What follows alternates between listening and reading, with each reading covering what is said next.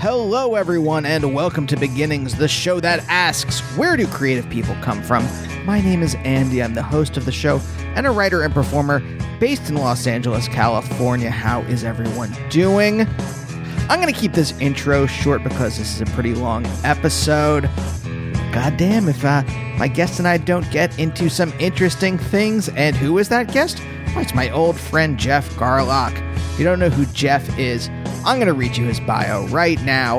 Writer and musician Geoff Garlock has been playing music since high school, first with the hardcore punk band Switch Stance, and eventually with the seminal screamo band Orchid, who in their 5 short years together released 10 albums and 7 inches, mostly on Abolition.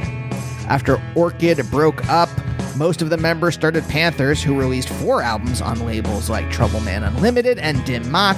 But after they broke up, I gotta say, just as a parenthetical in the middle of this, I've never said any of those record label names out loud, and I hope I said them right. I would say I mostly just say K Records or Matador. Anyway, after they broke up, Geoff began pursuing comedy. He wrote sketch and taught at UCB from 2002 until the theater was bought by private equity, and has written series for IFC, Adult Swim, and numerous other outlets. Most recently, Geoff co-founded and co-hosts the sketch/improv podcast 108.9 The Hawk, which is easily one of the best comedy shows out there. I was a guest on an episode, so have people like Tom Sharpling and Paul Scheer. I would say if you haven't heard it, you should add it to your weekly rotation. Toot sweet, my friends. Anyway, Geoff and I have known each other for a long time. I was on an old podcast of his called Worst Gig Ever with my old writing partner, Mark. And then, as you'll hear in this episode, we're on the same page with a lot of things. And so we kind of just naturally became friends and have written a bunch of things together. And now, as 40-somethings, we sit in Geoff's backyard and have long talks about life, death, and minor threat. So anyway, this was a really great talk. It's basically just a version of what we usually talk about in his backyard. So I hope you enjoy it. And if you do enjoy it, this is your first episode of Beginnings. What I like to do here in the beginning is a little recommended if you like. If you like my talk with Geoff, maybe you like my talk with other folks from UCB that I've done over the years. Andy Daly, Adam Pally, Gil Ozeri, Tony Atamanik. Check out those episodes. Well, actually, a lot of people from UCB, most of the UCB 4. Or what about musicians that were mentioned in today's episode? Ian Mackay, Thurston Moore, they've both been on the show. So why not look for those episodes? Why not subscribe? Why not leave a review? Or if you want, even though Twitter is a quickly exploding Hindenburg at the moment, I'm still trying to write some jokes over there or talk about the WGA strike. And on Instagram, it's just pictures of Naomi and the pets. And Blue Sky, I guess it's just nonsense. But it's all at Andy Beckerman if you want to check any of those things out. Almost at episode 600, folks. Almost at episode 600. One more. Next week is Will Oldham, and then 600. It's a special episode I do with someone I won't name until then. So look forward to that. But for now, let's talk to Geoff.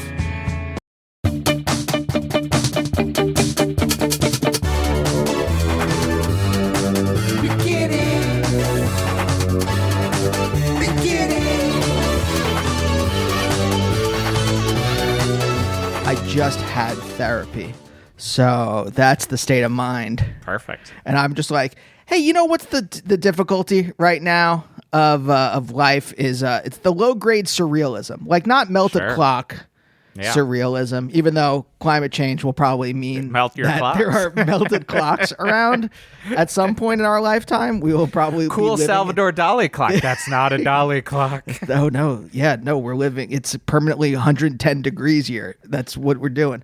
But like, you know, it's low grade surrealism in that there are people having a psychotic break on my block every day when I'm walking Mabel, and that's not like that's not just anecdotal. Like, oh, you know what? They were probably having a psychotic break 5 years ago, and I just didn't notice. Right. It's not exaggerated in that, like, I'm saying like, oh, every day there's someone. And it's really like once every like month, but it's like literally every day there's someone we have to avoid on the walk because they're and at least one of them is a writer on Abbott Elementary. They're like, what's going on with my life? And then another guy's like, I'm a writer on General Hospital. Don't worry about it. Oh yeah, I'm talking about the picket lines. Yeah. Not about walking Mabel in the neighborhood. No. At Lookout, everyone's cool. Which I'm not sure it is supposed to be Lookout, but maybe it is. Yeah, but I think the challenge of life since the pandemic is, I think part of the trauma everyone is still getting used to, or part of the new world order. Not in that way, but like part of the way that the world changed, and we're all getting used to it. Is that it's like there's this low grade surrealism in life now, and we're just all kind of like reacting because it's different for each person, and that's I think the trouble.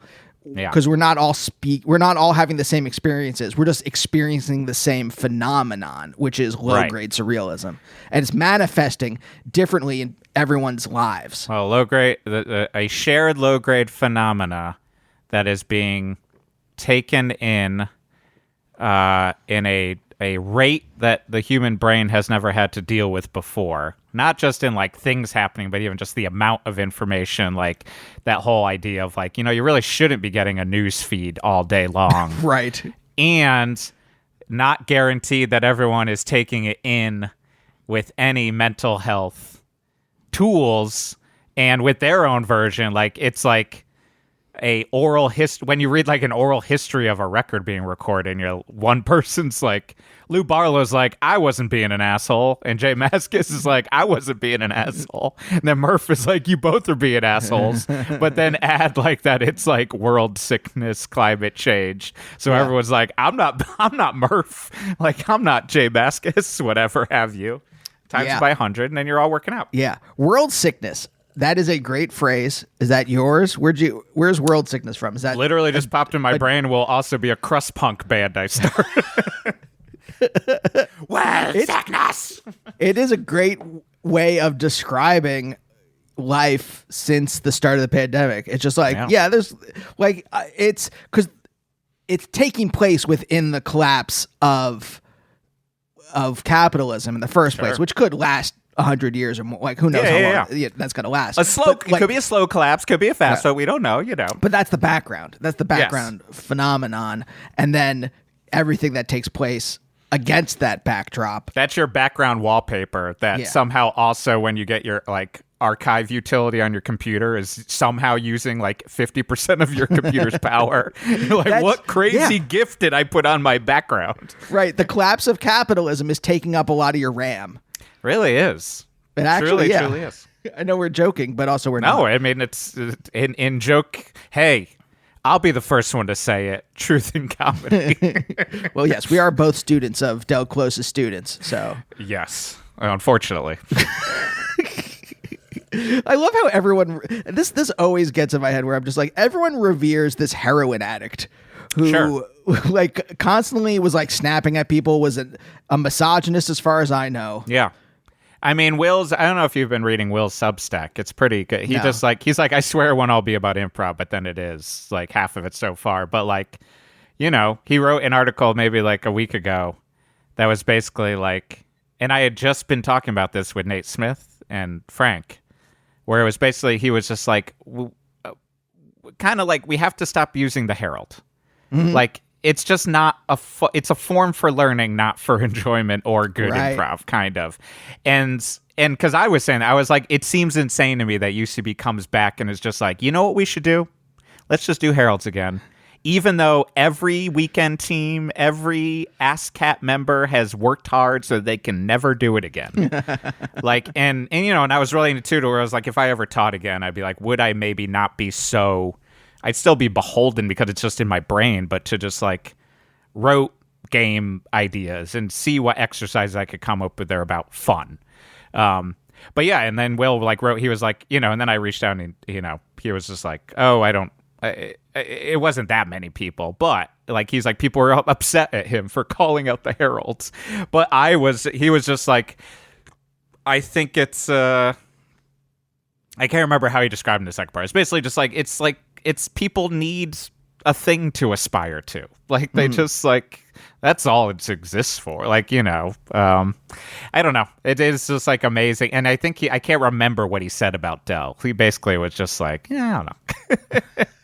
If I may summarize, but as one of it's amazing that the 50 Substacks I read, that private equity buys UCB and they're like, our investors are demanding the Herald.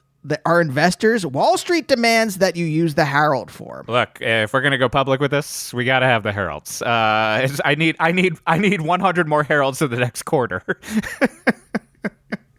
or Lockheed Martin's out of here. That's the thing. What's the over/under on DraftKings about how many Heralds we could do?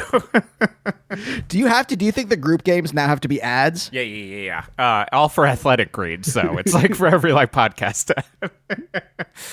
I couldn't help. I started doing those a little bit on the Hawk as fake are some of our commercials. Now I started to get into the Hawk getting sponsored by Athletic Green style shit. It's Peter Green's greens, the good old guitarist of Fleetwood Mac. Of course. Of course, that's what. Yes, yeah.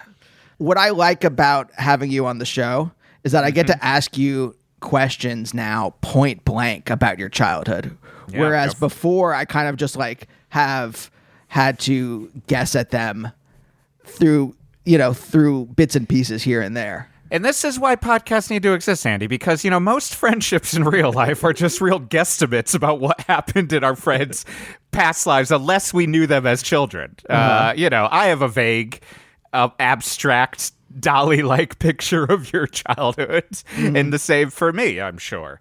But yes, that's why you need podcasts for direct questions. That's the name of my new podcast, by the way.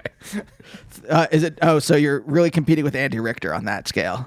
I'm taking him down. First, you had your Andy Parker PI show that ran him off the air. I was the one who ran that show off the air. They're like, honestly, the Barker part's the part that's not connecting. But we have this other show, Andy Parker, and Parker, for some reason, connects with people as a last name. Exactly. Barker sounds too Jewish for whatever reason. That is true. And then I also did that podcast, Geoff Against the World. Is that another Andy Richter show? Did I get that one right? So, yeah. Good. You did Andy Rules the World? No, that doesn't sound right. You did septuplets? I did. Yeah, I just did septuplet. Now I'm just pulling characters from his Arrested Development guest spots. You were the cooler for Andy Richter's career. They brought you in. The movie The Cooler was based on me.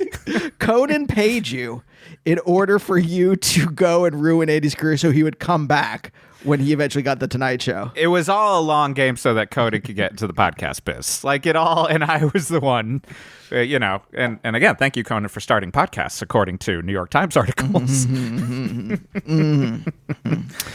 Yes. Fun. Yeah. So I know obviously much about your past and your childhood. Actually, Geoff, I'll start with this. I mean, we've already been going, but I'll start with this bit as we really peel back the onion layers. Sure. That you very directly, but by introducing me to something, influenced the direction of this show, because you told me to listen to Dave Holmes' podcast about whatever that band was. I can't even remember. Sudden Impact. And in it, he's talking about people's existential desires and their ambition. And that is stuff that was always around the corners of the show, but that I've just started since I listened to that. And that was something 2 years ago.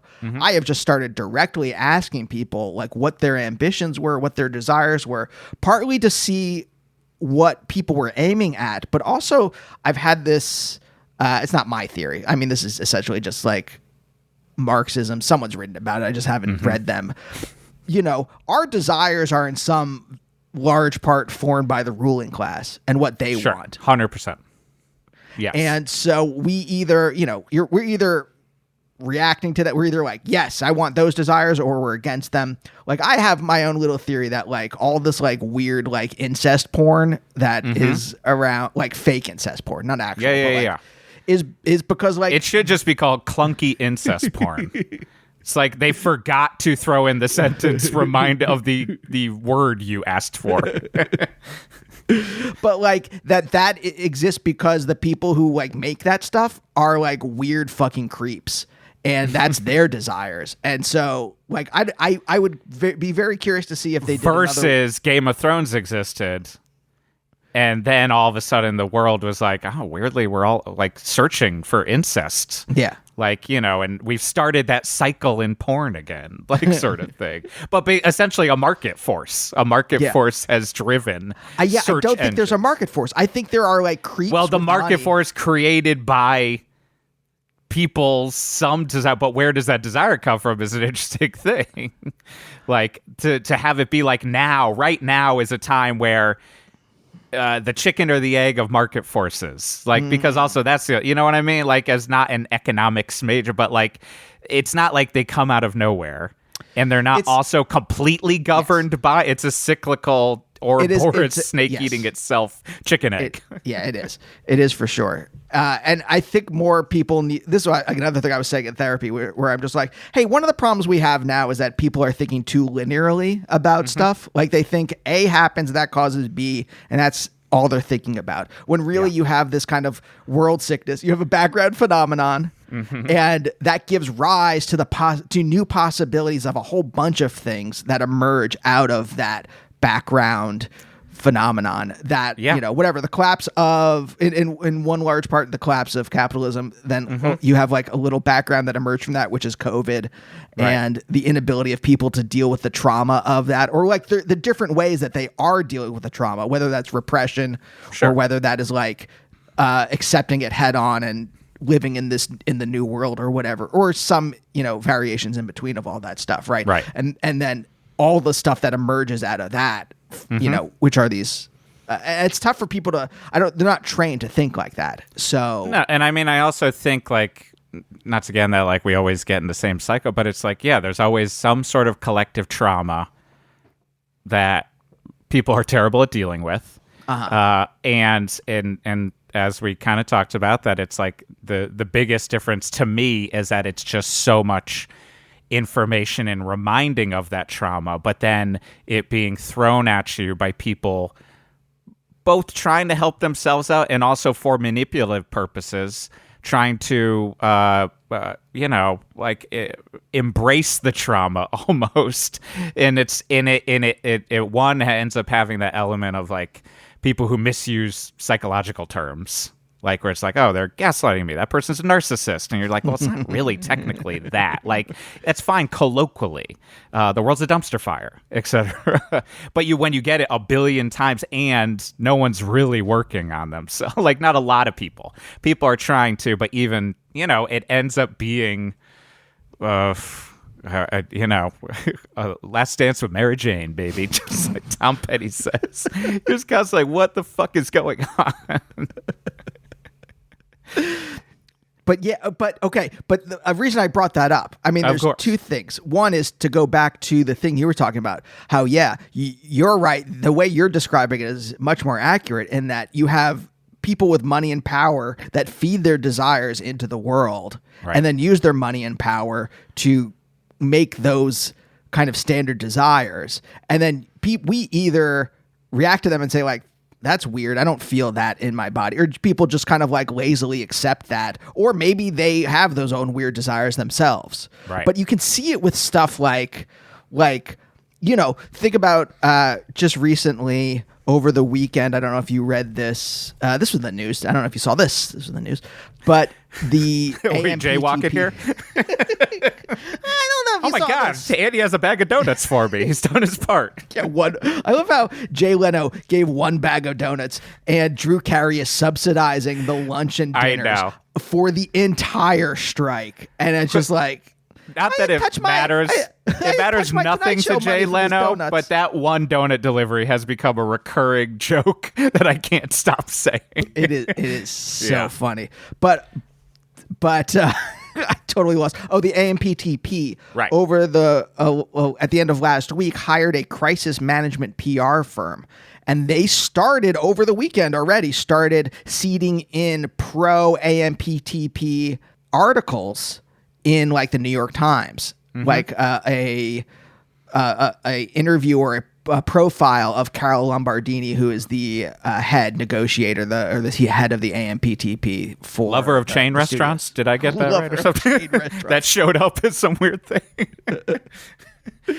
Yeah, I mean, I do think. Yeah, but they're able to use their money to like to use these. To use things like the New York Times that have some kind of cachet in culture to seed these ideas into the world. And I do also think, for whatever reason, like you and I have joked, like, oh man, it's a real bummer that like it seems like a lot of the world has like come around to like my viewpoint or like your viewpoint, like, and even like it's like sometimes, and it's fine, like that it's like they're even on like, you know, our side, that it's like this kind of like just discovered punk. Sort of like, oh my God, like maybe like presidents like are crappy and like they're all of them. Like it's like, and that it's kind of a weird thing to decide to be a president. And on the biggest dumbest, I mean, I'm saying this as like a 16-year-old punk version of that, but I think it's also because, I do think the only thing that's linear, because we're going back to what we were talking about in my brain, and this isn't in a like morbid fucking nihilist way, but like, yeah, the only thing that's really linear in life is that you are gonna die eventually. Like, yeah, sure, that's it. But and like because and most of our things, most of our personal things, the things that are kind of injected by capitalism, misconstrued communism, like are there to get around, like, and make you think that there is a kind of clear path in life, like then that there's just clear, like, oh, if I do this, then I'll be happy then, like I'll get to this next level of like I'll avoid death, like, and I say this as someone who maybe and maybe even connects to this show, but like as a younger person, I was more obsessed with that concept and obsessed with death and scared of it so much, and like still am, but like have found ways to get around that. And part of it is just, I was just thinking like with, I was about to make a joke this morning on Instagram that like, as soon as a musician is like, I don't need therapy, I have music, I'm like, oh boy, your lyrics are going to be terrible. Like, it's just like, because it'll be like, wow, these are some unprocessed thoughts, like that are kind of complicated, but you're not even recognizing the complicatedness in the bad way. And all of this connects in my brain to like just a lot of the work that I've done on myself in therapy and in many, many years. And especially with like my newer therapists of just like, I'm happy that I've had multiple therapists lately. The past two I've had that have basically been like, the American dream is bullshit. Like it was just created. Like, it's just like, and nobody is better than anyone else. Like, it's just and it's like, and could be like borderline of like, oh, you're like an LA new agey therapist and saying that, but like has enough of a grit to both these therapists when they're saying that is like allows me to be like, you're right. Yeah. Life is choices, like, and they're not good or bad. Like a lot of times, but even that, like, most time they're not, like, it's like they are just the choices. Like, it's like, sure. I'm most of the time that's me looking at my own life and looking in the past at my beginnings. Oh my God. Do I host upwards of 4 podcasts sometimes? But, that it's like, oh, I didn't necessarily make a bad choice or a good choice. Like if I really went in the weeds, like we're doing here with it, it's like, how many of those choices were based on a combination of this is where I came from in my family, this is the mindset that I was brought out of, this is also the kind of like that vague like American dream, this is some need that was brought onto me subconsciously or consciously by the various subcultures I was involved in, whether it be punk and the confusing natures, whether it be comedy and the confusingness of and how much of that is all fed. And the answer is all of it at once. Like all of those affected it in a weird way, so that all of that is for me to look, I think all of this is a long way for me to say, like, I think a big thing that also, the denial of death that people have, a lot of this, fear in general that they have is a anger at their lives. Like an anger at their lives, like in it's connected to a weird American dream of like, I'm the hero. I should be the number one person. So it ends up being this like, oh fuck, and I'm not. And it's like kind of the answer is again like you're not. Like it matters and it doesn't. Everything is both. Well, I wonder how much of like the happiness that you and I have in life is a kind of acknowledgement of death, and against that backdrop, that linear phenomenon that we all face in some way and that have to react to and do, again, much like the collapse of capitalism, can't do anything about that. That's just happening. Yeah. We just have to react to it whatever way we can. Same thing with death here, just sits there at some, again, this is just like vulgar. Same thing with family, same thing with everything. Like, it's like, you really can only do for yourself. This is vulgar Heidegger, but like, it sits there. The horizon of death just sits there. And the only way you can react to it is to become a Nazi, which is what Heidegger did. That's all you can say. Heidegger really figured some things out, according to some creepy people that live in our world right now. Look, I can only help you if you help yourself. Hate breed. And it all comes back to hardcore and beginning. But see what I do here? But go on. Sorry. But this is the thing I'm trying to think through. Is like, okay, we both at some point acknowledged, like when I was younger, when I think it really hit me when my grandmother died. Like that was the real acknowledgement that even though I knew I had pets, I had like fish that had died before then. I think it was my grandmother passing away. That was the real kind of like, oh, this is because I remember the reaction that I had that was different from any reaction before then, of just like the grief that hit me of like the world just changed.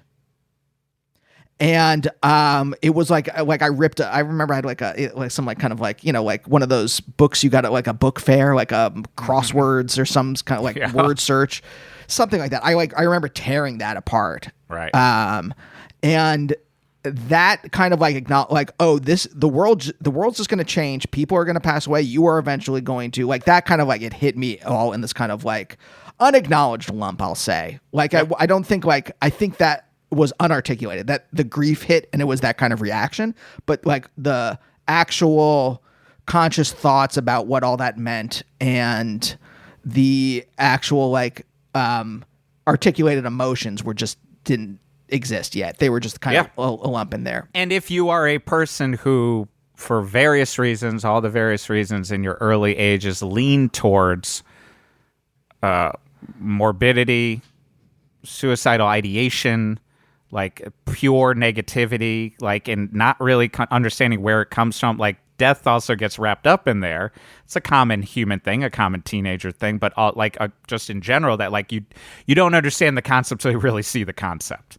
Like it's an abstract. It's the same as people online. Like, people online are only dealing in abstracts, and if 9 out of 10 people, unless they're completely having mental breakdowns, if you had well, here's this actual situation. Like, you're going to meet an actual trans person.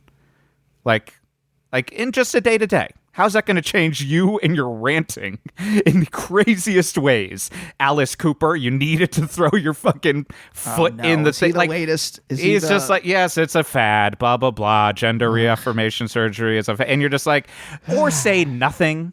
Just shut up for life. But he's also a Christian. So, I mean, but so when, yes, I mean, for me, it was even like a little, it's like, honestly, and partly because I'm like looking at a photo, it's like when my friend Pete died and when my friend Jerry Fuchs died. Like, it was like, welcome to life. Like, now it's actual fucking, suicidal black metal that I used to listen to with Jerry Fuchs sounds a little different.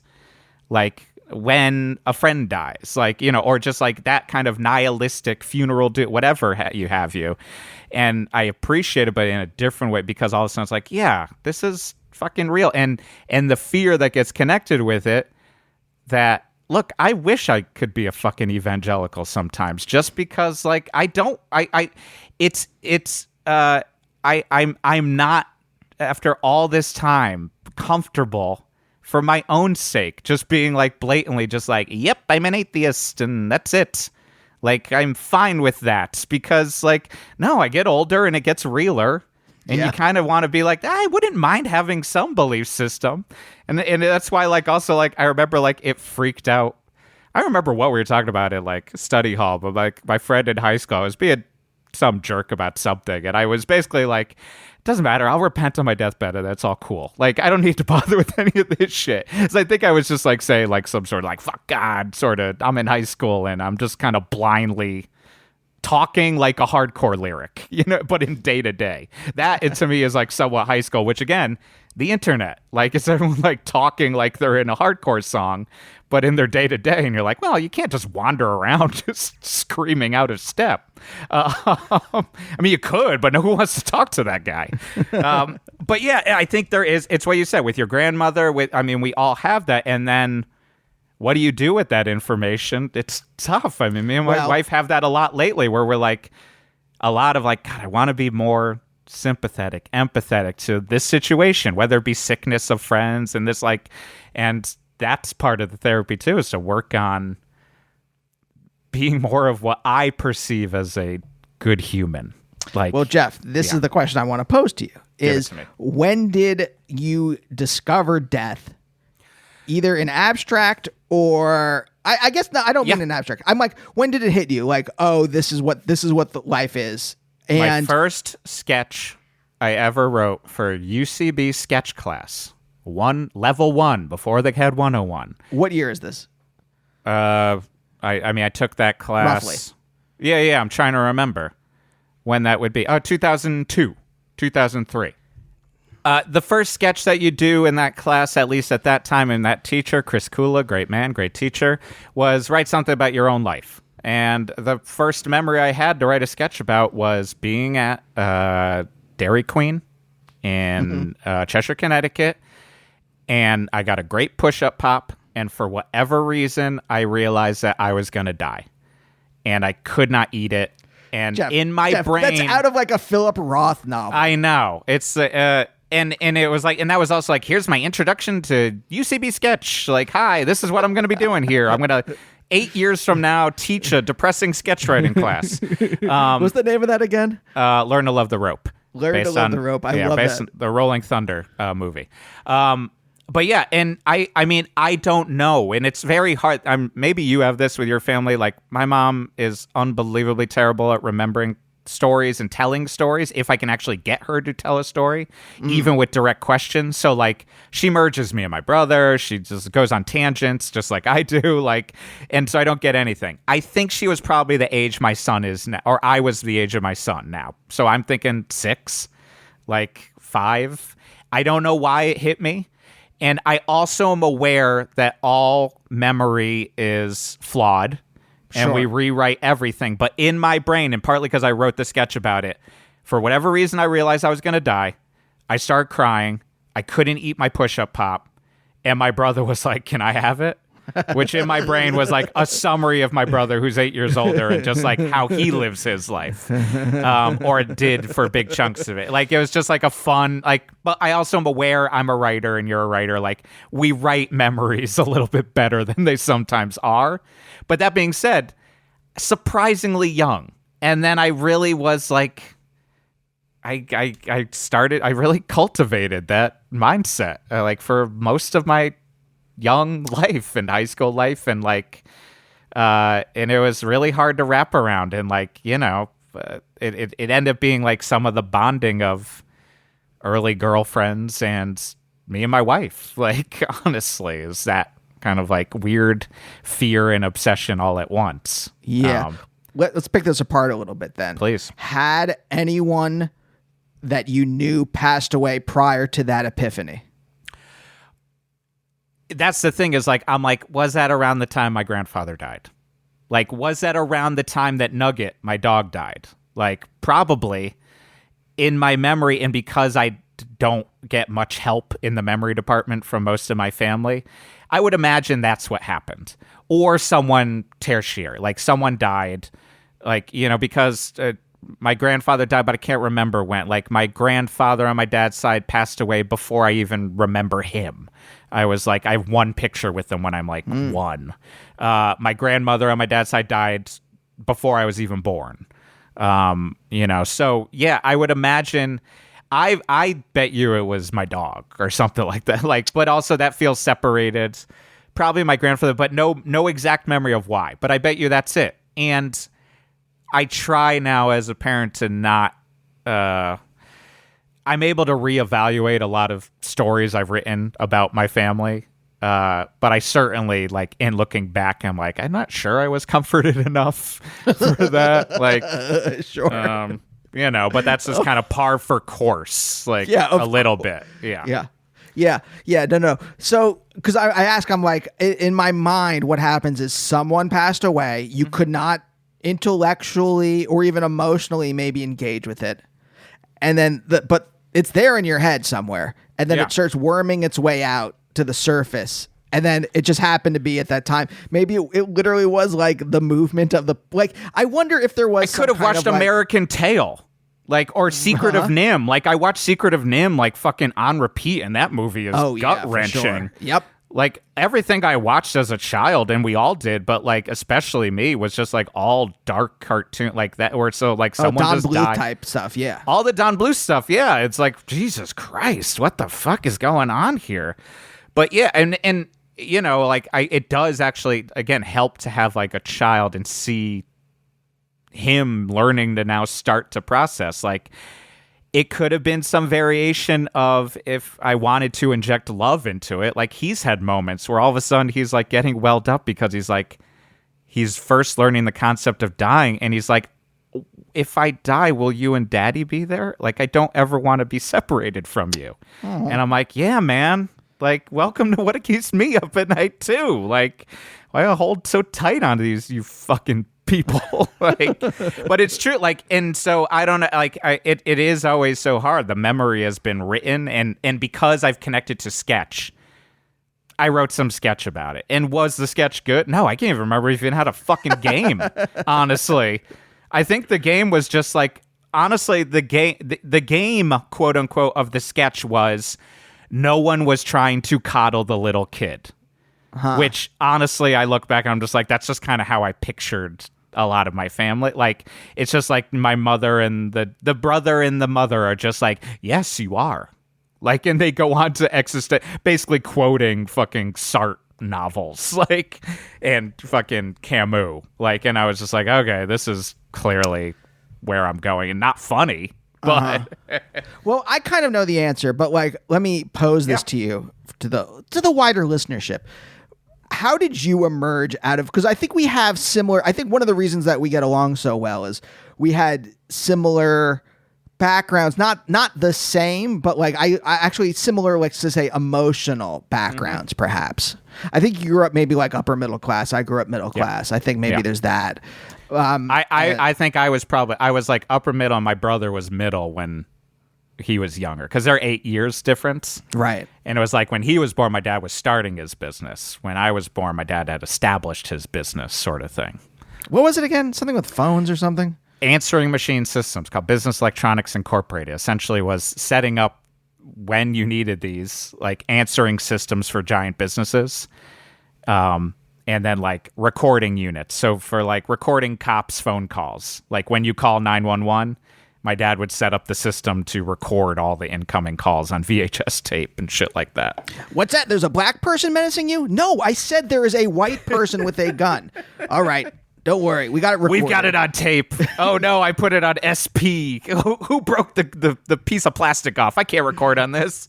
Your dad made the answering machines for cops. It always replaces the word white with black. Exactly.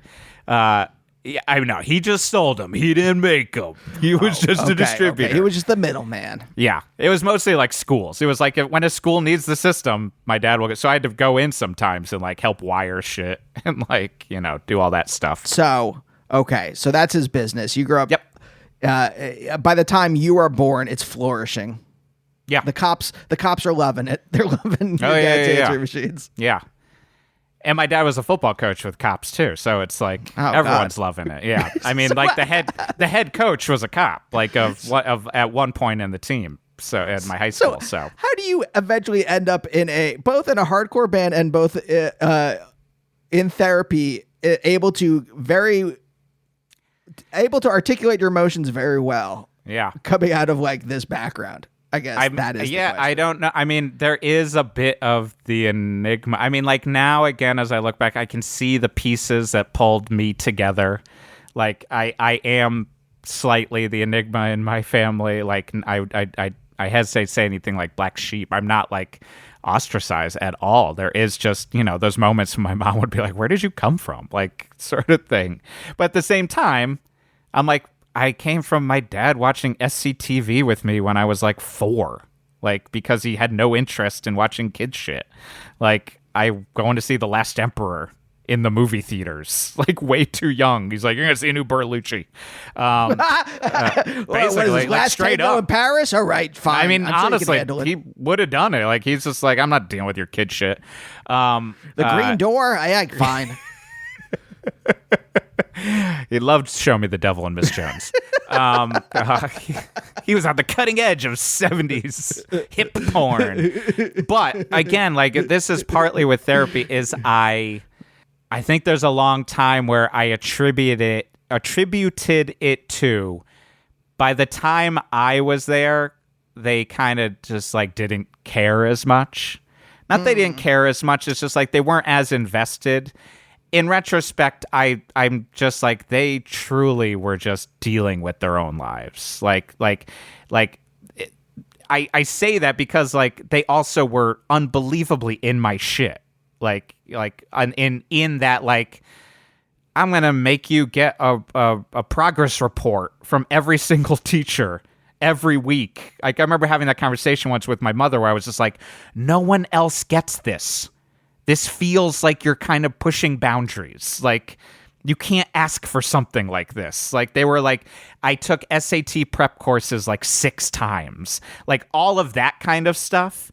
And had to play sports and was just like, you're doing this, you're not going to do this. But they were dealing with that, their marriage was falling apart and dealing with the various issues in my family and their own, not looking at themselves sort of thing. Uh-huh.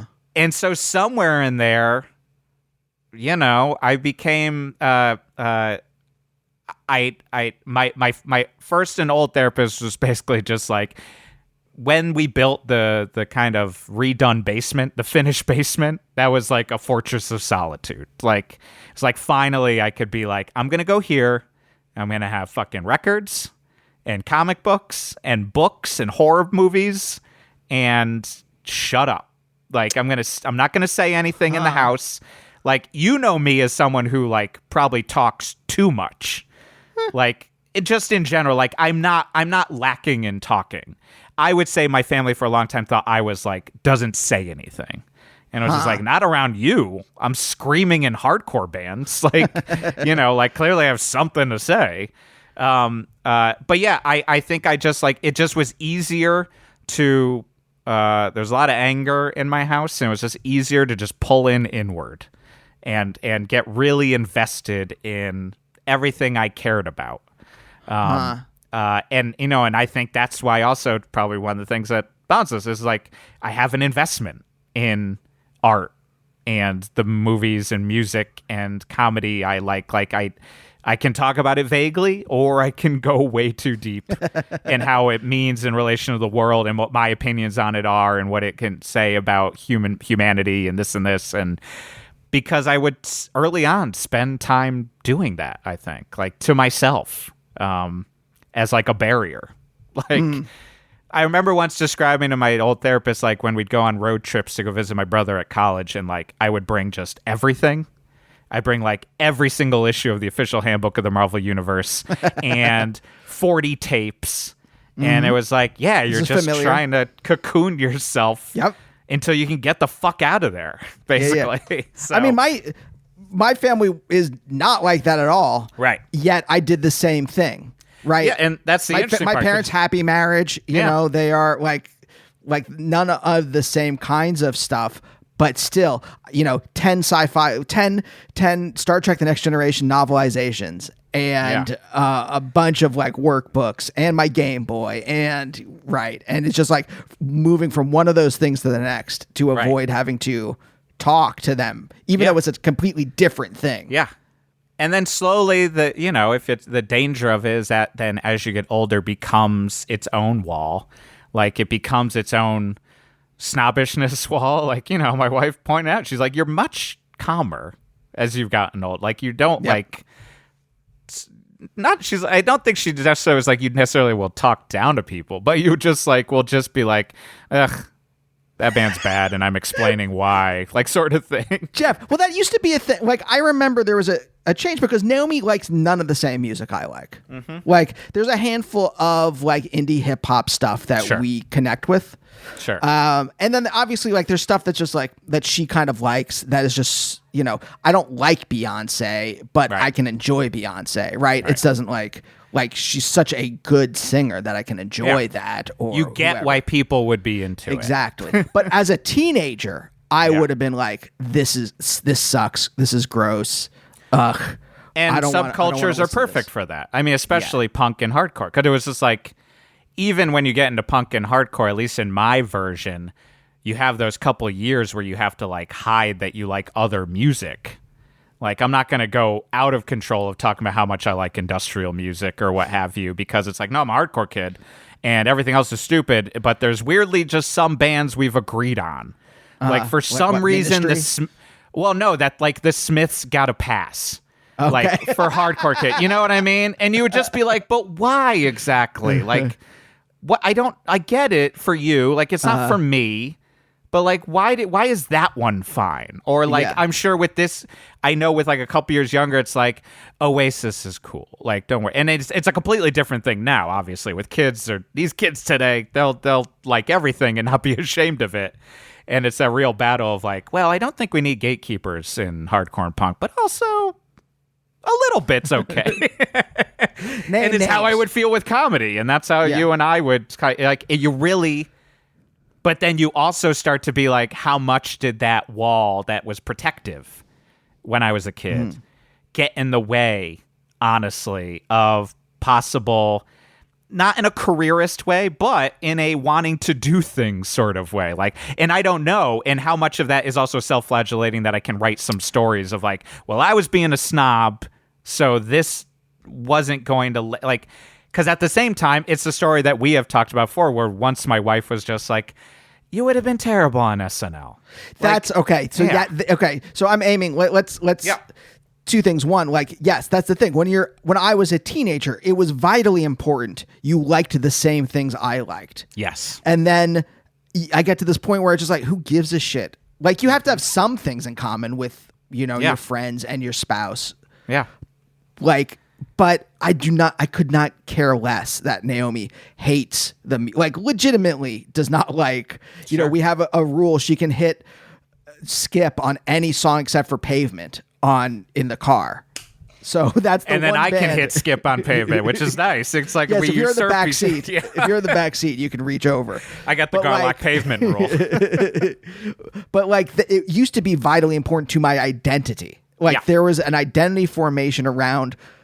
And I think this is the same as you. And there's a lot of people like us where your identity formed around liking certain cultural artifacts, media, certain things. Yes. And then there are some people we know who never outgrew that. And they've never formed any identity apart from their likes. And so they're still now in their 40s or older. And that's all that defines them as a person. Like, you can enjoy Star Wars, kind of, people, but like, there are other things, But it's exactly that, right? Yeah. That's their identity. They never went deeper. They never tried to figure anything out. Okay, so I will always be a hardcore kid in my brain because that was ultimate. Like, yes, I'm into subcultures, but then once I was like a hardcore kid, I was straight edge, and eventually I was like, no, this is what I am. But at the same time, I will still meet or see online people who I'm just like, oh, you are really still operating as like a hardcore kid. Like everyone gets older, not everyone grows up, as my old therapist would always say. And that can definitely apply, where you're like, and maybe people could say that about some of my things too, but like, I like wearing a metal shirt every day and not shoving it down people's throats. Sure. You know what I mean? But this is what I want to go back to. Yeah. Because a familiar story on this show is the child who is kind of left alone by their parents. The last child in a series of like usually 3 or more. And the parents, for whatever reason, exhaustion, they have other stuff to do. There's a gap in age. Huge. And thing. so, yeah. Completely different parents at a certain point. So this is very familiar in that part, and that's the bubble, because I think one of the very common things that I find on the show is that to become your own person in the way that the people whose art I like that I talk to on the show, to become that person means they have a bubble in some way. And that bubble gets constructed in a lot of myriad ways, but one of them is that kind of like last child gap, parents didn't pay attention for whatever reason like this. But then you complicated it, and this is where I'm curious. You complicated it by saying that they are also these kind of like proto-helicopter parents, a generation before helicopter parents existed. And I'm wondering how the dynamic of them leaving you alone, but also being kind of like a panopticon in your life and paying attention to all these disparate parts, how that interacts, because that seems to me an interesting dynamic. I mean, it is interesting you bring that up, because it's also, that's also one of our, bonding things, is having our various backgrounds. Yours stronger than mine, but like in philosophy and critical theory too. But just like truly, like the idea of the panopticon is, if I was being like, it just like, oh, right, that's just like the best way to describe it. Like we use that as the way to use, Bentham's idea to describe what capitalism does to us. But it helps to realize that it is still a concept that's not a reality in some ways. If I remember, that like, especially my father became a panopticon. Like it was like, I need to make choices that do not upset him.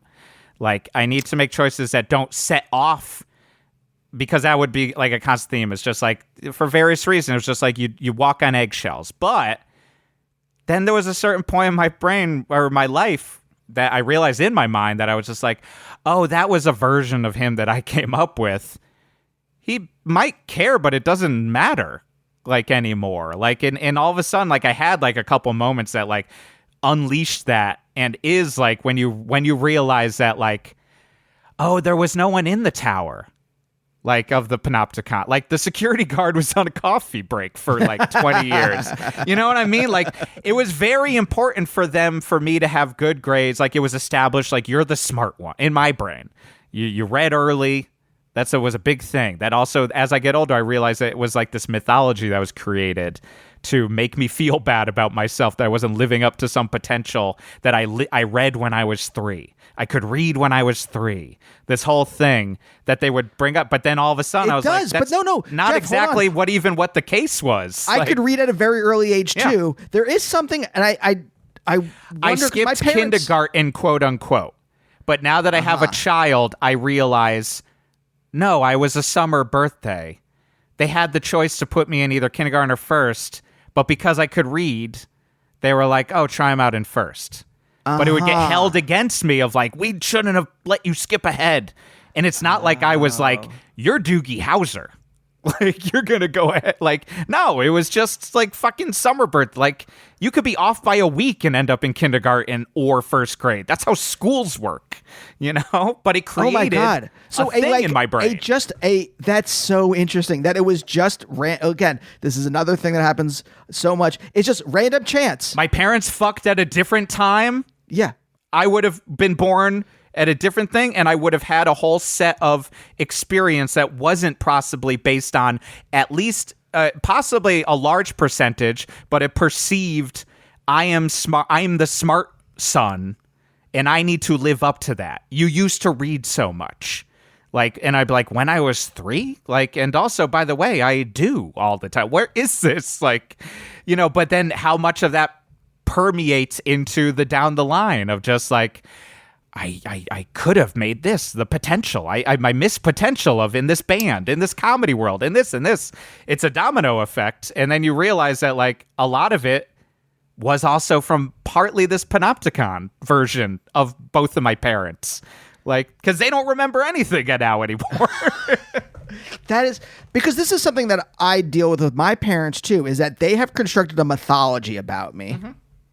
And then they compare adult Andy, who is completely different. Not completely different. That's a bad way of saying that. Because I want to get back to the death thing, and I there's something still there that I want to talk about. But that the Andy that emerged as an adult out of childhood Andy is more emotionally open, is more able to articulate his emotions, is more in control of himself and the things he wants in the world. And I'm saying this in the third person, but like I am more, because I had to like... If you look at your day-to-day as that there is sometimes the fucking child Andy's in control and sometimes the fucking adult Andy's in control. And if your goal is to have adult Andy be in control sometime more so, then you also are recognizing that like, yeah, the way I reacted to this email was fucking teenage Andy. Right. You know what I mean? Yes. No, exactly. But my parents are only reacting to the mythology they created about me as a child. And right. Even as I think one of the puzzling things for them is that, oh, this isn't what he would do. And so they actually genuinely get puzzled sometimes when I say a thing about like, oh, I'm doing this or this, or, it's something early on to do with a kid to be like, I do it with my kid. Like I'll recognize that I get into that pattern that I still want to do, but just like, you're not that kid. You don't make that type of choice. And honestly, like I'll say that sometimes because I'm like tired and I'm falling into like old person, like parenting patterns. But honestly, because the answer is like, no, he didn't make that choice. And also that choice is not as fucking dire as I'm making it out to be most of the time. And I get it. It's hard for parent and I think for me personally, a goal, it's like you don't want to parent in reaction to, because that's another part. It was like, I don't want to make art. I don't want to make comedy. I feel like you and I talk about this all the time. Like, it's just like, I get annoyed at comedy or music that's in reaction to. It's one of the reasons I could never get into Frank Zappa, because I'm just like, a lot of Frank Zappa feels like it's just him reacting to something else. And I'm like, great, just fucking make your music, man. Stop making fun of hippies and doo-wop or whatever it is and just write a fucking Zappa record. But, I'm sure there will be things because, you're to give the benefit of the doubt of just filling in, like your parents want to have the good times idea, like, because life is tough for all of us. Like, but at the same time, it is hard if you're I'm sure I will stumble upon this, but if you're a person who is not doing any kind of recognition of what your own issues are, it's hard to recognize that there is growth in other people. and you all fall into old operating systems. It's like, I try to like remember how it gets with like college friends who like I haven't seen in forever. And then all of a sudden you're like, ugh, I'm doing something that I don't even really like. I'm gossiping. That can happen with like comedy friends where I'm just like, I just feel like I'm gossiping about shit. Like, Geoff, because you're always spilling the tea. What are you talking about? But it's like, I'll be sitting there every once in a while, like if that situation will happen and be like, that's an old operating system. And that's the hard part, is like our parents often are, look, if my parents are like, I can't look at the past, I'm only going to look at now. And I'm like, I don't know what to tell you. Like, that's how it works. Like some people you talk to will also look at the past, so you have to deal with that part. But because it doesn't go away, like and part of that is also I'm trying to give the benefit of the doubt to my parents, and of like how many things are they looking at that they regret in choices they made that they also don't have any tools to actually acknowledge that they fucked up. Because they're human beings and we all fuck up. Like, sure, but here, okay. Yes. I want to go back in a second, but to this 3-year-old genius that your parents created, right?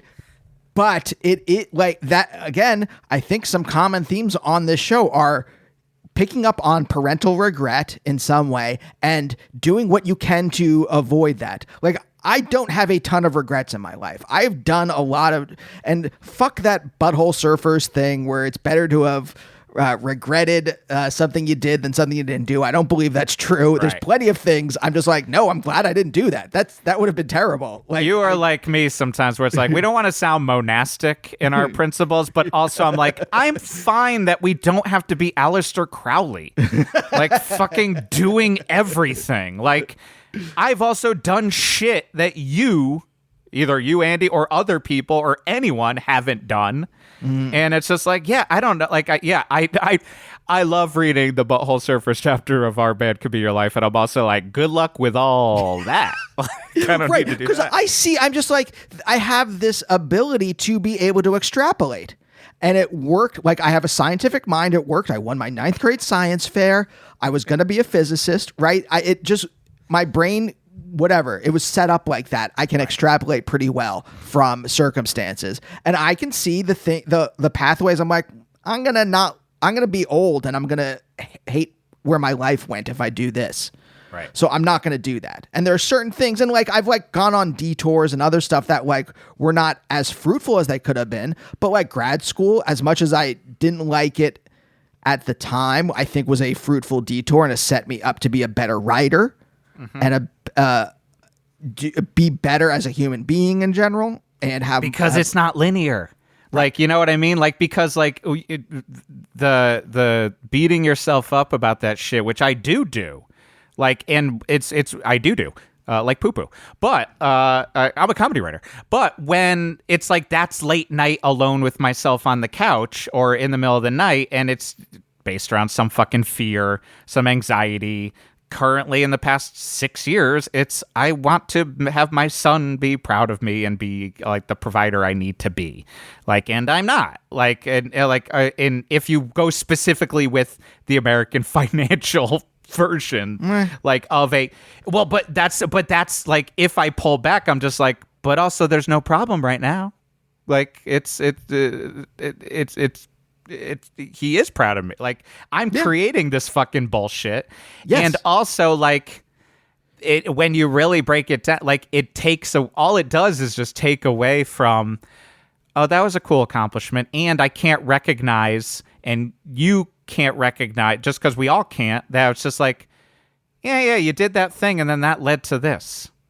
Like, and that there's not some giant, like, I think I've told you once, like, when I was like playing and like my booking agent came out before a show and was just like, are you ready? And I was like, yeah, I'm fine. And he's just like, well, you better be. This is the biggest show of your life. And I was immediately just like, what are you talking about? That is some bullshit, almost famous crap. Like, that is not, but like, we all, and it's hard. This is an agnostic front crowd. Exactly. But I was just like, no, it wasn't. It was just another festival we played in Chicago. And it was like, some people liked it, some people didn't.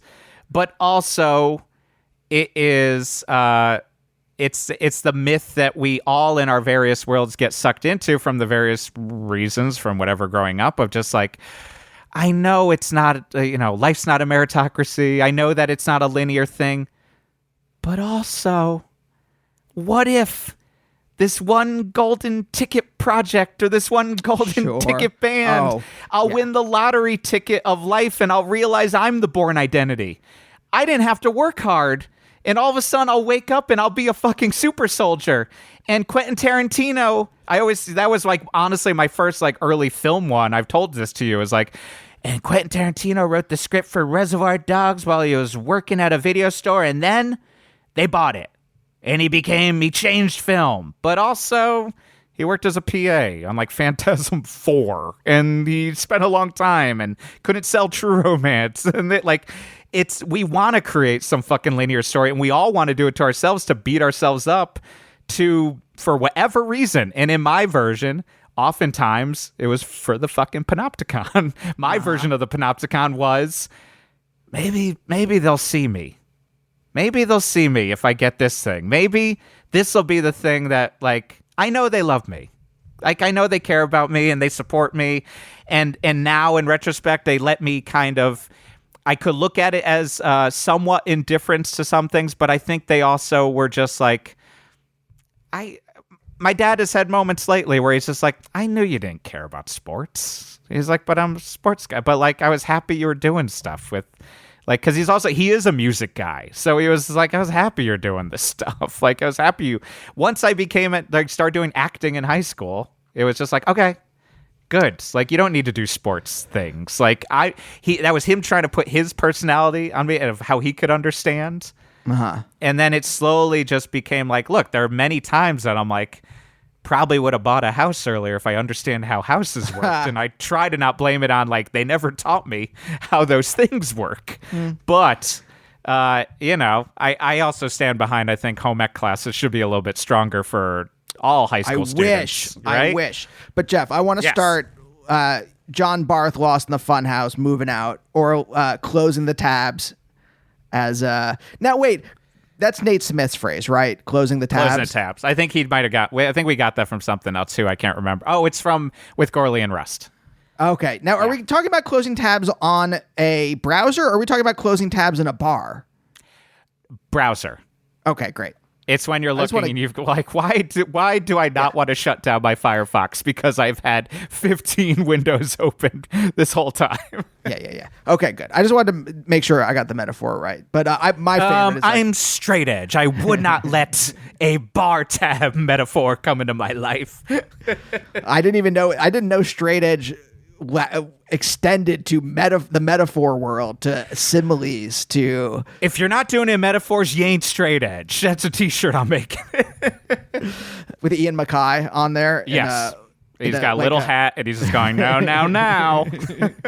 He's like Wayne Knight in Jurassic Park. Yes. In the yes, and it's just like a GIF. It's a moving lenticular on the shirt that goes like, ha, ha, ha, ha, ha, ha. So, okay, I want to go backwards through some of this stuff. So your parents created this image of you that as a genius that you then incorporated into your own sense of identity and then reacted towards. Yes. Or reacted to or pushed against. I mean, what I want to know is how did the mythology that your parents created about you as a child, how did you react to that as you were growing up? Well, I honestly, I would say quietly and in my own head. Like, I would, because it truly was like, I was just like path of least resistance for most things.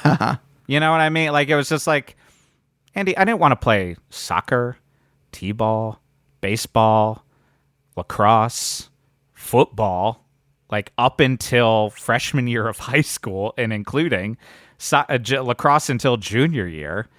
But it was just like, it's easier to just do it and then I can do, it's almost like my dad would say about like De Niro or something, like, or Michael Caine. Like, I mean, Michael Caine's a terrible example because he's done thousands of movies, but it's like, you do one for you do one for them, like, sort of thing.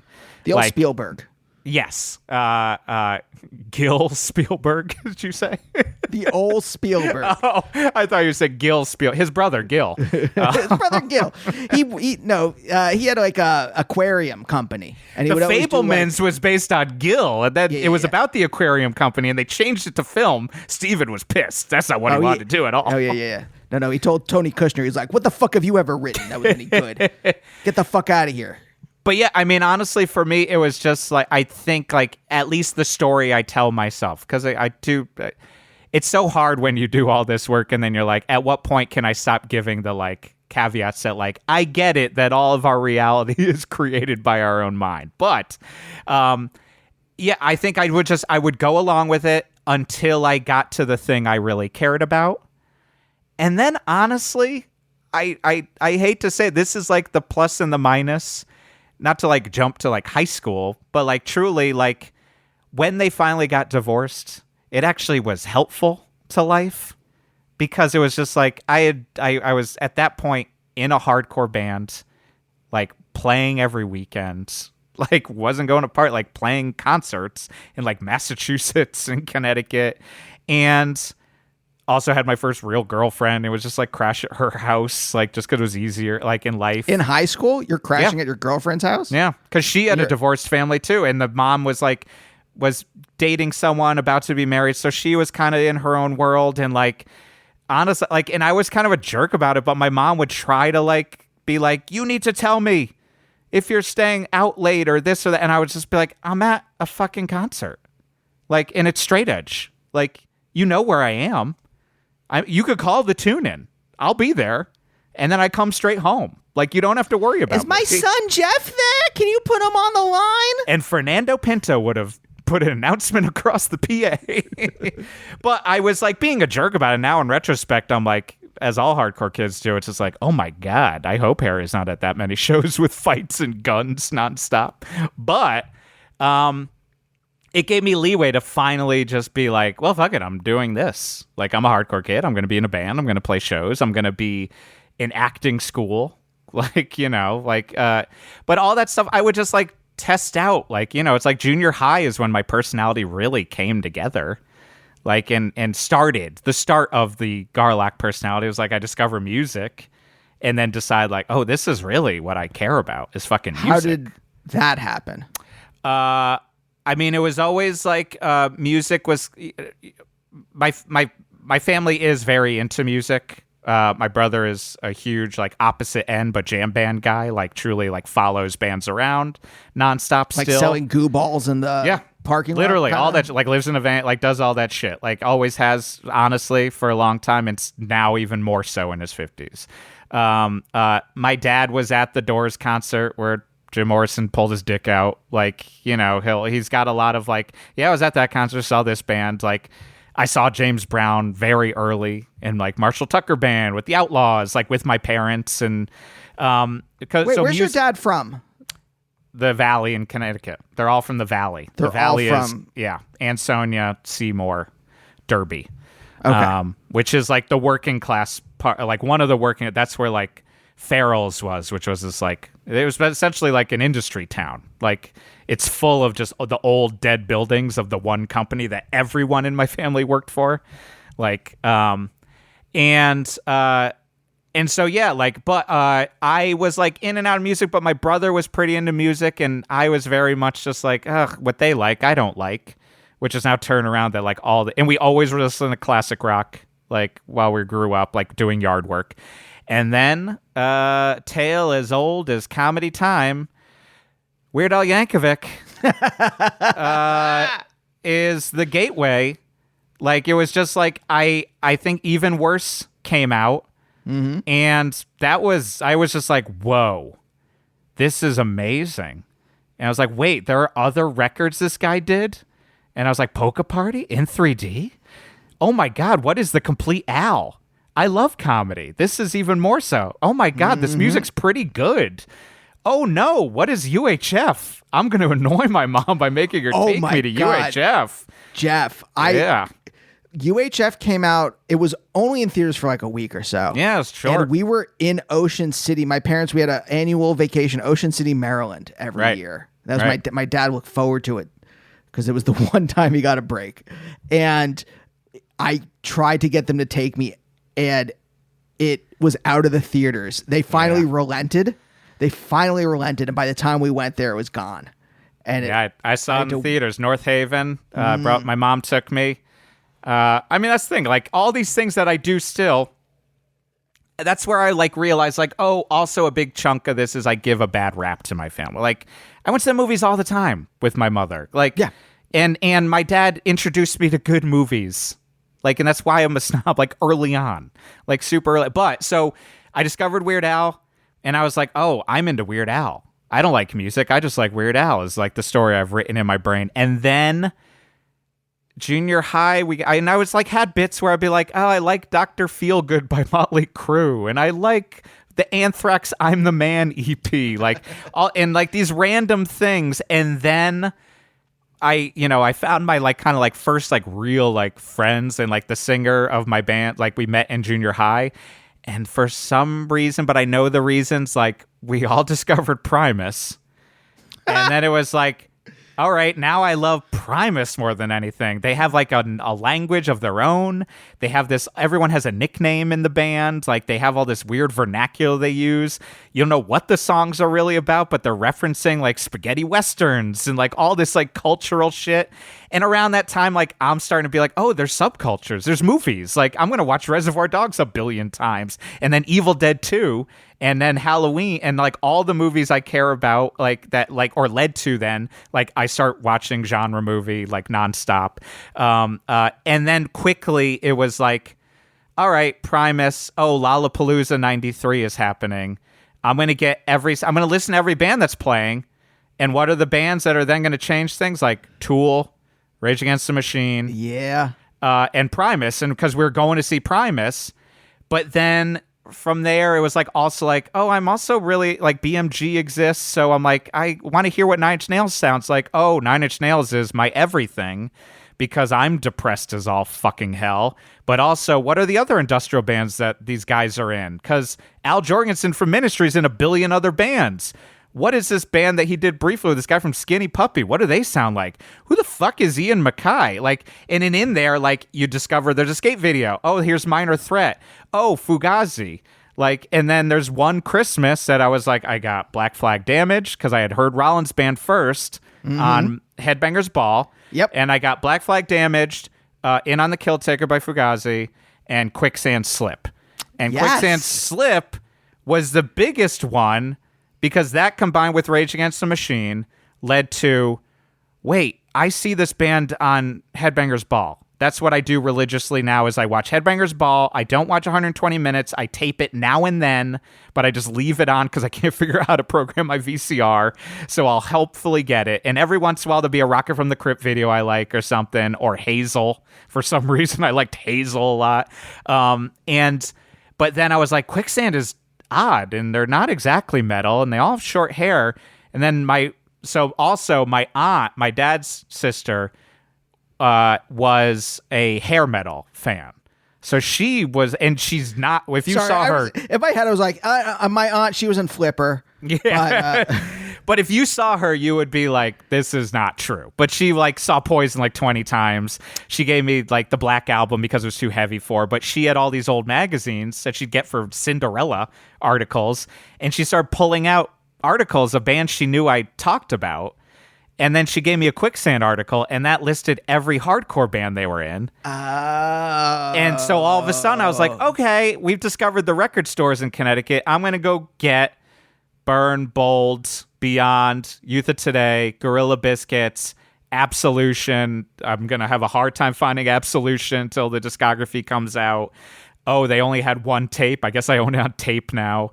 And then also, at the same time, Rage Against the Machine blew my mind. I'd listen to that nonstop because I was a fucking angry kid. And then I was like, oh, Zach was in a band before this? And it was called Inside Out? What is this? Oh, it's a hardcore band, and it's unbelievable. And I'm going to cover it in my future hardcore band, No Spirit, Burning Fight. And I did not like Tom Morello's band, Lock Up, as much. A little too funk metal. But... and then all of a sudden I was like, oh, there's a hardcore scene. And then slowly it was like, oh, this one friend, oh, you like Op Ivy? There's punk shows and ska shows that are happening. You should go with us. And then all of a sudden, and you know, like, oh, you like Op Ivy? Like Rancid's is a new Op Ivy band. It's everyone from, it sounds like Op Ivy kind of, but a little bit more punk. So like I went to see Rancid on their like first tour when the first record came out, and then immediately, like, at the next record, I was like, I'm done with Rancid, never again. But it was like, I'm going to go see Down by Law, and then, oh, Ministry has Palehead with Ian MacKaye, and then it all connects. And then once I discovered the tune-in, and then once I realized there was hardcore in Connecticut, then I was like, fuck all the rest of that shit. Like, I'm in a hardcore band, and I'm a hardcore kid. And then I had a Colombian skinhead friend who was like, I got Gorilla Biscuits, and my voice was changing. And the first Gorilla Biscuits EP, he's going through puberty, Civ, so his voice is always cracking. So I'd walk around my high school going like, hold your ground. And I thought it was funny, and he's like, you should scream in a band. We should start a hardcore band. And then he never showed up to the first practice. But then the dudes who showed up became Eric McManus, my best friend. Like, he was a dirtbag. He was a metal kid who ended up as like, I'll play with you. He was just listening in. So yeah, that is like the nutshell of how Geoff became Geoff from music. Yes. But once it started, pre-Orchid. Wow. Yeah. Okay. This was. I started a band called Switch Stance, and that was in high school. I was in a band called Switch Stance, and then Switch Stance morphed into this band All I Ask, which was like more noisy and kind of chaotic because all of a sudden we discovered Dead Guy and fucking Coalesce, and we were going to throw our instruments around. And then that led into Jay from All I Ask was in Orchid, and then I was in I was in These Last Days, and then we put out a demo, and then ended up in Orchid, and like throughout there's always been bands, but Switch Stance was the hardcore band where playing with the Connecticut hardcore scene. Okay. I mean, this is like, I was thinking of like, oh, in a way, I don't know how to say this in another way, but for the grace of God, go on. Like, I don't mean it in a bad way, but I just mean like, it's literally like you're like a little older than me. Geographically, there was a probably stronger hardcore scene in Cheshire than there was in Reading, even though there was one in Reading. And I remember going to shows where but like by the time, because the hardcore I was into was like the early 80s hardcore. Yeah. By the time the 90s hardcore stuff rolled out, it didn't connect to me as much as Minor Threat and Dead Kennedys and all that kind of stuff, right? That's what I said to my skinhead friend, where he's like, why don't you ever go to shows? And I was like, I don't like the new stuff. And then I all of a sudden realized there was new stuff. Yeah. I was just being cool for school. I didn't realize there were bands. I'm not being cool. I'm not being No, cool. I believe I'm just saying it just didn't connect to me. It also is your different style. Like it's your the taste level. I mean, also, it just happened that it was like, oh, I'm going to start getting into hardcore when there's always been a strong Connecticut scene, but it's like truly like this band Hatebreed is starting. And Hatebreed still exists. They are like they're a legend. They're a legacy band now. Like they are. And Jamie from Hatebreed booked every show in Connecticut. So like we were in that world. So it's just like, yeah. But this is the thing I want to. It's just so interesting to me because like the flashpoint for you was Lollapalooza 93, whereas for me, it was Lollapalooza 95, Sonic Youth, and Superchunk on the second stage, Pavement on the main, like all that kind of stuff, again, was the thing for me. It's that like 1 year difference. That's the crazy really part is. of like scenes, especially then. Like it would be like, if you started getting to hardcore in 94, you're going to be completely different. And like, I would have that with like my drummer in one of my old bands. He's like a couple years younger than me. So like, we've got the Venn diagram overlap, but then he's like, oh, remember this band? I was like, I was done with that shit, man. I moved on to the next phase.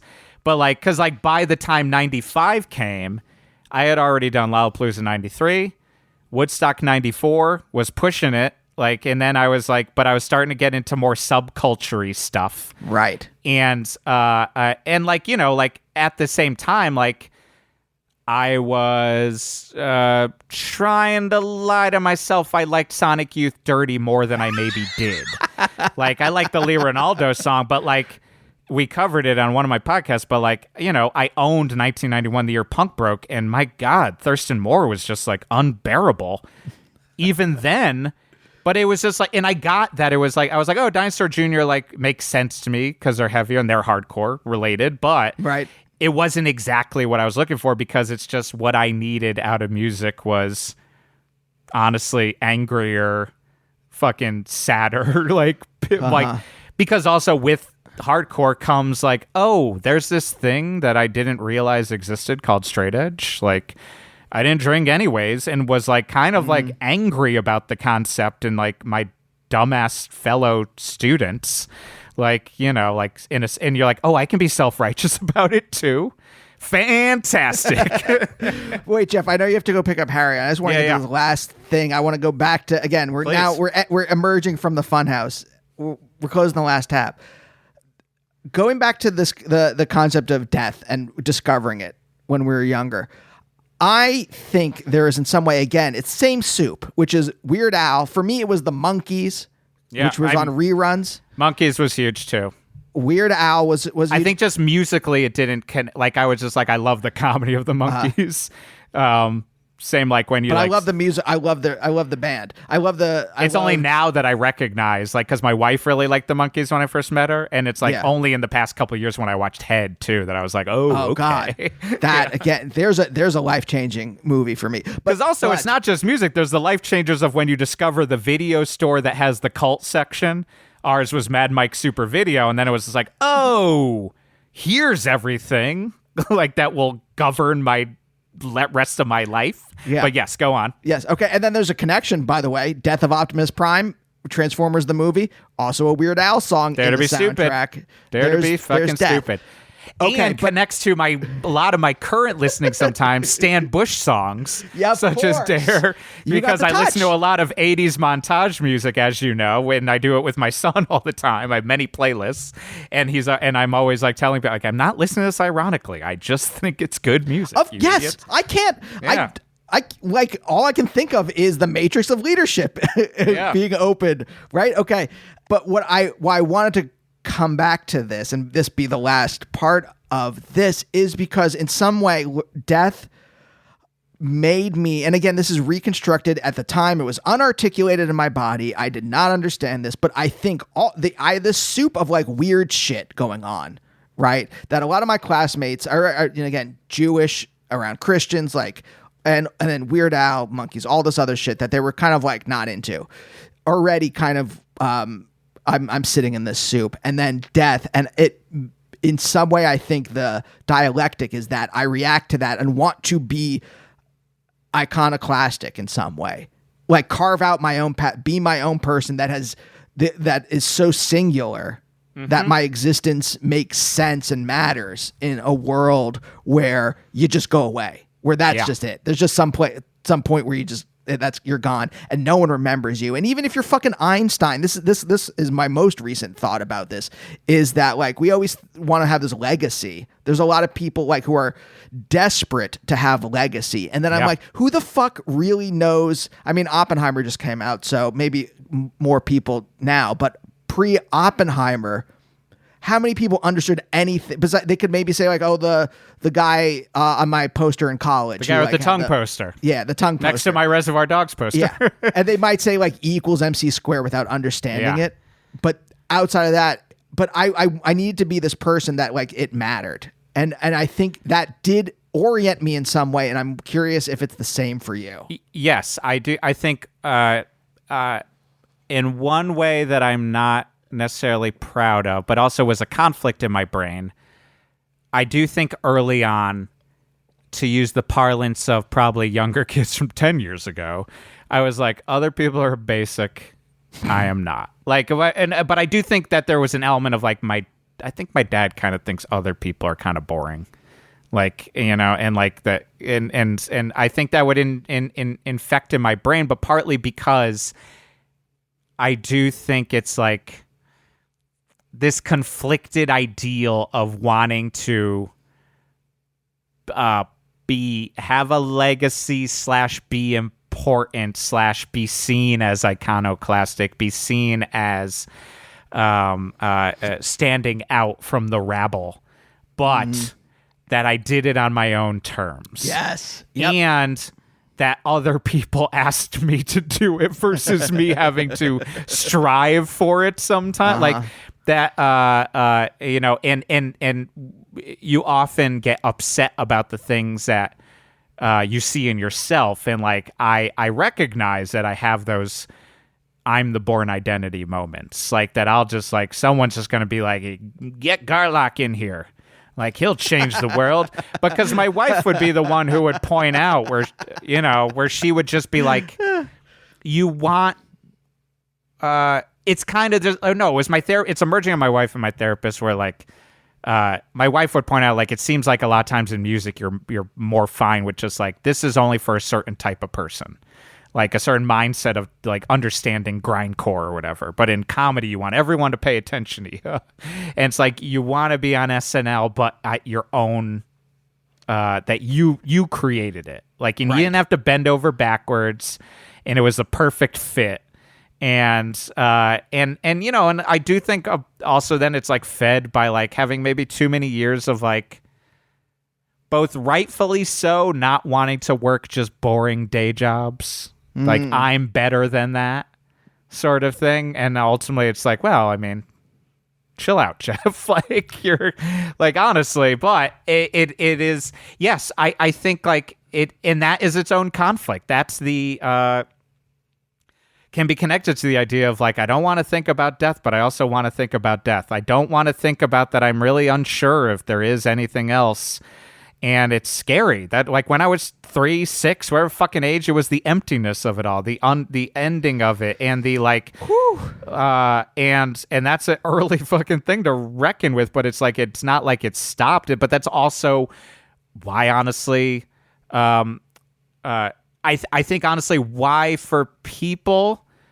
Again, basic people, why but like murder podcasts start to get like so prevalent in their brains is because it's like the same as me reading about serial killers a lot, like as a kid, because it's just like trying to kind of control the concept of death, and that like shit's out of your control, shit's out of like, and it's why I like horror movies, because it's like that is a roller coaster that I can control. Like, it's like life is scary.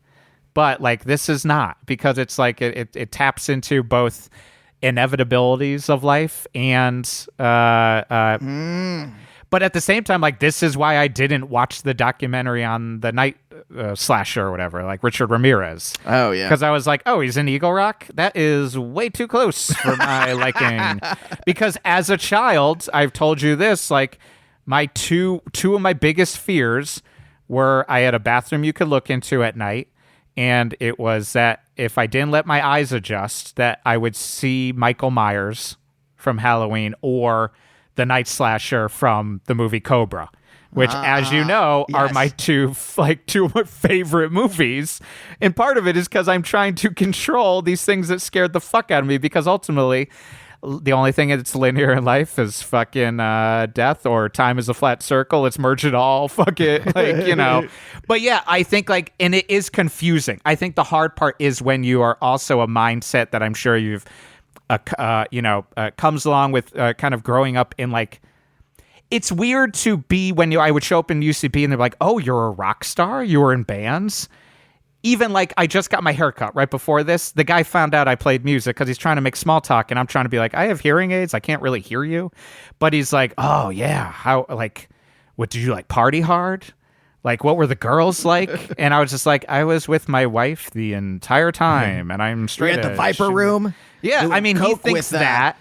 And that's why I would be like, no, talk to other people. That's not what I was doing. Like, I'm doing a purer thing. But also, I wasn't really, like, I just like, it's a confusingness, because you have this element of like, there's a piece of you wants to leave a legacy. You also know the legacy is bullshit. That like all you know, the great Arabian libraries will all be burned. You know what I mean? All of the knowledge and the things that conspiracy theories believe, that like, you know, fucking there were ancient civilizations that already had created AI that destroyed their entertainment industries, and then it all got burnt in something, and we had to start over again. And there's absolutely no evidence of it. Yes, but Atlantis is real, my friends, and Stanley Kubrick filmed it all. But Geoff, it boils down to this, I think, is what happens when the special kid, through the mythology created about the special kid that makes him say, and for me it was, I was in the gifted program. But what happens when the special kid, yeah, in a way, but what happens when they realize that they're not so special because they're just like everyone else and they're going to die, right? It is a hobbling thing, if like, that's and it's the dialectic. And it's not a good or a bad that was injected by our family for their various reasons, by the panopticon that was created in our brain of them, all of the other elements, whether it be fucking the capitalist American society, American dream, the 50s was all bullshit, but everyone still wants to make America great again. And you're like, when? But, and that, it gets, it when you recognize that the weight, whatever I think we all have is it Harrison Bergeron? The Kurt Vonnegut story? The Kurt Vonnegut short story where it's like, no one can be special because we've hobbled everyone. Yes. Yeah, and I mean, we all are kind of Harrison Bergeron, like, but by a lot of times by our mental things, and like that's where like we've had this conversation off air where it's like it's hard, but I try to sometimes have empathy for the worst people in just seeing that I don't think what they're doing is fucking good and they should be burned, but. I it's interesting to think like what's your Harrison Bergeron, like what is the thing weighing you down, because. Yeah, the moments I feel clearest as an older man now in the arts and creative world is when I realize that the fucking security guard in my panopticon has been on a fucking coffee break for a long time. Like, it was a bullshit. Like, that's the whole idea of it, is we're supposed to fucking, like, be hobbled by it just in case they are there. Like, you know, and that's the whole point of the panopticon, is that, like, you end up rewiring your brain to live in fear just in case this is the time they actually are there and you're going to get in trouble, break a law, not give in to, like, oh, you got to fucking earn this amount of money and you got to work for your living and do that. Like, and honestly, it also helped of having moments of, like, with my parents, like, I think we've talked about this before, again, off air, that like when there was that like the 2007 economic crisis where it was just like, I think even my dad was just like, yeah, I mean, I had friends who like worked their whole fucking life and then it all fell apart. Like, and that was like, ultimately he was like saying like, it was kind of pointless. Like they were doing the thing, but I took it as a positive because it was like, they were doing the thing that you're supposed to do. And it still maybe won't work out. And it still maybe will. Like, you know, and combined with going back to death, I don't want to, again, put the weight on dead friends, but like my friend Jerry, we worked at Scholastic Books together. It's like he was more full-time design. I was doing just free, long-term temping. And surprisingly, a lot of musicians worked there. My drummer worked there too and still is in the book industry. But I was like complaining about being on tour and he was just like, what are you going to do? You going to do this every day? He's like, no. He's like, fucking shut up. Like, and same with my brother once. Like, I was complaining on tour and he's like, man, he's like, I love my life, but I'm a little stuck right now. Like, you know, like you got to keep rocking out there for me. And like, it's like, I don't also want to put the mental panopticon on these, like, especially my like dead friend, like the dead spirit. But it is a good reminder. That's like, it's the Jerry Seinfeld's, like, and he's certainly mentally healthy always, right? But it is the Jerry Seinfeld, 17-year-old. That's a normal, healthy thing. Yes. TM from like 15 on has brought him to like, it's totally fine. She's very young. But there is the concept of when he's got the idea, the story that he has a picture of the earth, that when he's like, feels like any little bit of stuck, he just looks at it and he's like, yeah, I'm just on, like, you can't even see me on that fucking earth. In one version, you could look at it and be like, I am a fucking infant, like a speck in the infinite universe. But also, all of that fucking, even that version is our creation. And it doesn't stop. It doesn't stop the flow of, as you said early on, it is its own the futility of life is recognizing that capitalism is destroying around us. And that ultimately there isn't really anything you can do about it. You can try your best. Like we can should. I think that's a moral. I think shouting your morals into the world in that way through action is a positive way of reacting. Because even recognizing when you're just shouting it out, like I've had times like shout it out on like social media, whatever it is, and you're like, I'm doing this for myself. It doesn't really like I'm feeling upset about something specific, and honestly, it might not even be this thing I'm fucking talking about right now. Yeah. I want those likes. Give me those likes. I just want to get them like because I'm a sucker too. Like we're all suckers, but. But that I don't know, like it is it goes along with like having kind of a monastic thing and not being Aleister Crowley. Like I think there's actually something invigorating to be I hesitate to say the word moralistic because that does put a kind of like Christian good bad theological version on it, but we'll use it for this purpose. But to be it in the face of that, you're doing it because you just know that that's like how to be a good human being. Like that, like even if, because that you know too that that's the fucking argument, and you can play that out. That's just like, Well, I mean, it's not even really us that has the with recycling. Like, individual people aren't doing shit. We can talk all we want about fucking paper straws or whatever, and ultimately, it's the giant corporations creating the garbage island. That being said, and part of this, again, goes back to, like, now I see my parents, and I see the version that I wrote this story on them. I try to fucking impart on my kid, like, throw out your cup. Not because, like, society tells you, but because, like, don't be a dick. Like, you don't throw that cup out at school. The fucking janitor has to do it. It's already a tough job, man. Like, you're the one, like, there was a period where it's like, he's a kindergartner at the time. They were, like, overflowing the sinks. And my wife was just like, they all do that. Like, it's fun to watch paper be in the sink. But I was just like, you make a big mess in there. Someone else is cleaning it up. And, like, that sucks. Like, it's just like, other people can fucking make a mess.